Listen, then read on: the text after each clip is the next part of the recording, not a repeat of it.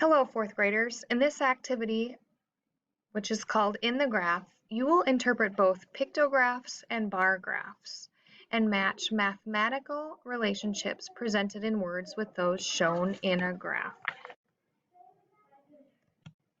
Each slide in this activity will have questions regarding the graph. In the pictograph slides, like this one, it is of vital importance that you notice the key. In the top right, you will find the key that will show you what each symbol is worth. In this example, each raindrop is equal to 2 inches of rain. So here is your key. Keeping that in mind, we will answer the questions regarding this graph. The graph appears to be a good record of rainfall over the course of 4 months, May, June, July, and August. The first question asks which month saw 10 inches of rainfall. This is why the key is important. Without consulting it, we might be looking for a month with 10 raindrops.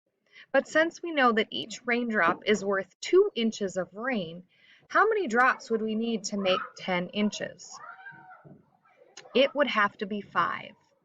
So, looking at the graph, I see that May got 10 inches of rain. The next question asks which month got the least amount of rain. That one is pretty easy. Regardless of how much each raindrop is worth, the answer is simply the month with the fewest. So that must be August. Question 3 asks how much rainfall fell in July. Looking at July, we see 4 raindrops, since each one is worth 2 inches of rainfall. How much rainfall actually fell? 8 inches. Lastly, the fourth question asks which 2 months combined had as much rain as May. This one, like number 2, might not require us to make our conversion. If May has 5 raindrops, which 2 months combined give us 5 raindrops? June with 3 and August with 2 would combine to equal May. And that's what your pictograph questions will look like.